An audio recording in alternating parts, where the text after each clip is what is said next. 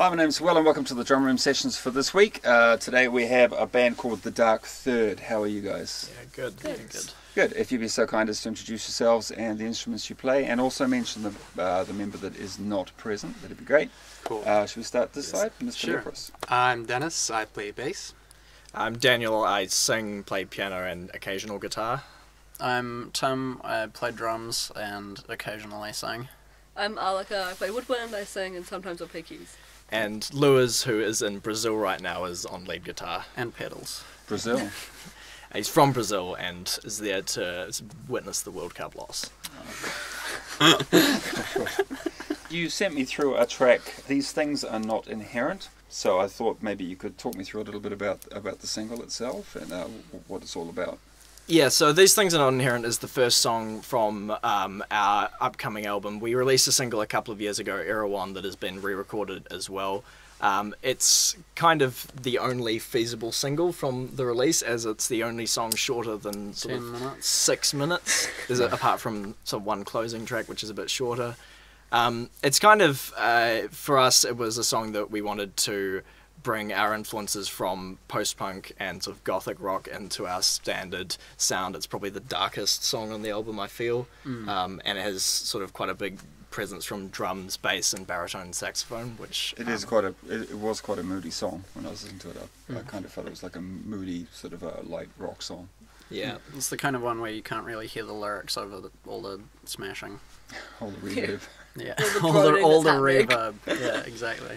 Cool. So you're gonna release that, and as you said, you released another track, Era 1, back in June 2016. 2016. Right? You recorded that one at Mainz. So Yes. were one of you connected to Mainz somehow? Did any of you Not really. study there? No, Mainz was, we were brought in as part of one of their recording assignments where they just record bands, and the guy we were kind enough, was kind enough to actually finish our song rather than just do the recording part. He mixed it and mastered it for us. We have decided to re-record that entire song from scratch, basically for this new album, to keep it kind of the same sound across the new tracks with the same drum tones. Just we felt that having a different tone could be a bit of a gap. Point of difference. Yeah. The actual mix and master on the Era 1 release was very good though. Yeah, we were very impressed Yeah, with really him. Yeah, pleased he with did a it. great job with it. Yeah. Did you recall his name? Luke Mitchell's Luke Mitchell's. Okay. name. He went to my primary school, but we didn't recognise each other. Where are you actually recording it? Are you recording it yourselves, or are you doing it in the studio? We did drums, and it's being produced by Vivek Gabriel at Black Orange Studios. Drums were with Tim Burrows at Black Orange Studios, but the rest, guitar, was mostly done ourselves with the help of Benjamin Morley from Mice on Stilts, who lent us a lot of gear. BNA. Yeah, so mostly ourselves. Saxophone was recorded ourselves, Yep. as was vocals. Drums in the studio, and it's being mixed in the same studio. Okay. And bass bass ourselves. Yes, as well. yeah. So when are you thinking about releasing it, or when do you think it'll be to the point of release? We're definitely looking at August, so very soon. We've got completed album artwork and basically just waiting the final mixes. I went into the studio the other day and it's pretty close. There's just a few nitpicks that we need to iron out, but those can take a couple of days, as nitpicks do in albums. But it's very close. I think we're going to definitely have a release in the next month. You'll be releasing them on all the usual platforms? Yes. iTunes. And All the digital platforms. We want to do a CD release, but I think we're not going to wait for the CDs to be released. We'll just do a standard digital release, and then CDs will come when they come. May As not if they were merch. may not be basically. too long after the album, actually, depending on how the plants and everything take. But we're not going to wait around for them. We're going to go straight as soon as it's done. Are you going to get any signed ones? You're going to do signed CDs? I don't think we're that full of ourselves yet. Yeah. Yeah. If we get requested, then sure. You did do cassettes.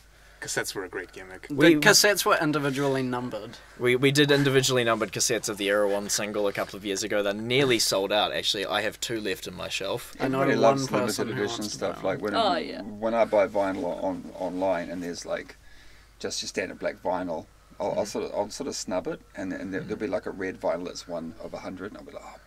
Yeah. It's like an extra Yeah. 5 or We'd 10 love bucks. to Yeah. do that, but it's all to do with how much we can Afford to- press, really. Yeah. The album itself is structured around the ability to be pressed on vinyl. There's, it's a traditional LP in the sense of, like, classic albums like Close to the Edge are 40 minutes, designed around 2 sides of 20, Right. and we sort of deliberately structured it around that, and most of our other sort of ideas are all built around the album as an entity. Would you actually be pressing it on vinyl, or would you actually... We definitely plan to, but probably Really? not for the original release because It's pretty ambitious. of It costs, is yeah. quite expensive, as you're Yeah. probably aware.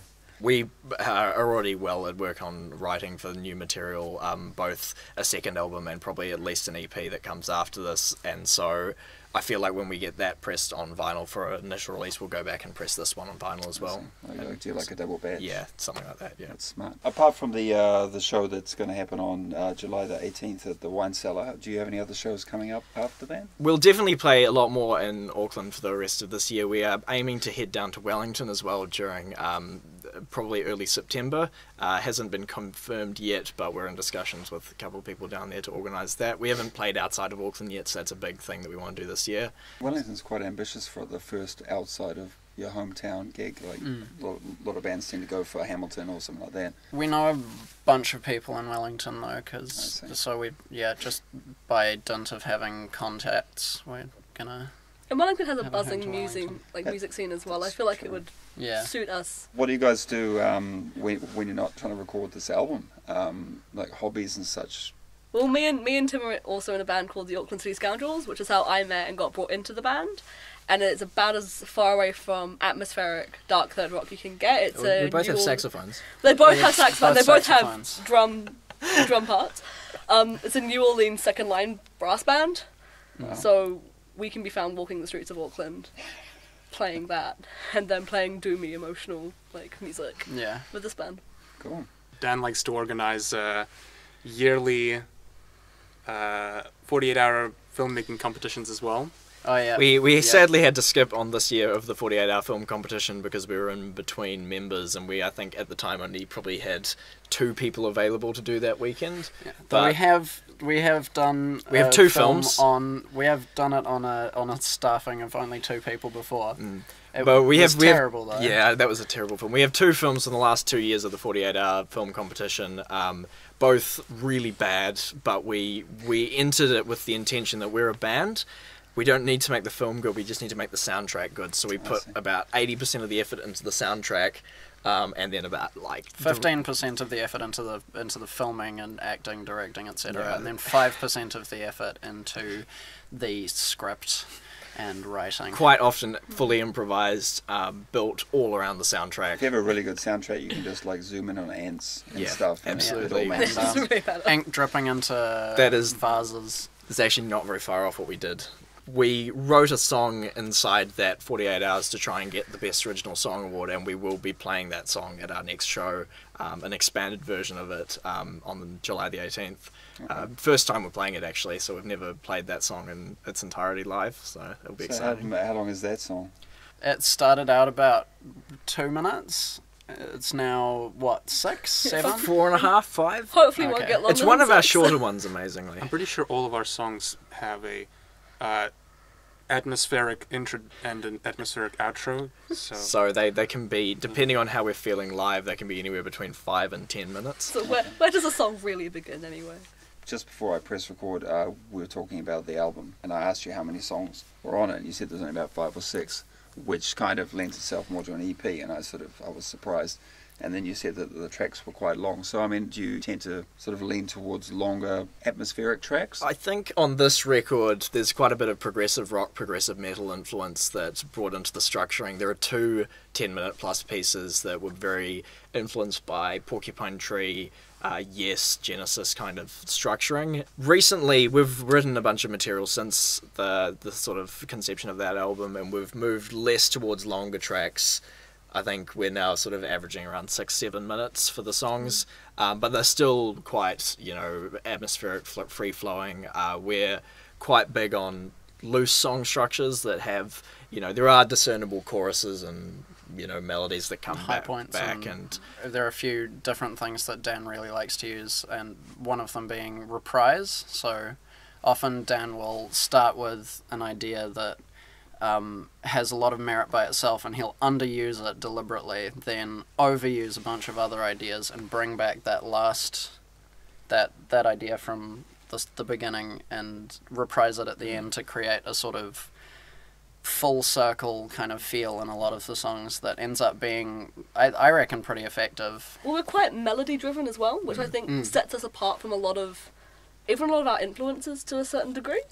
And a lot of that structure comes through making sure those melodies are reprised and do get their kind of own little journey, dare I say it. Every little tune gets its spotlight.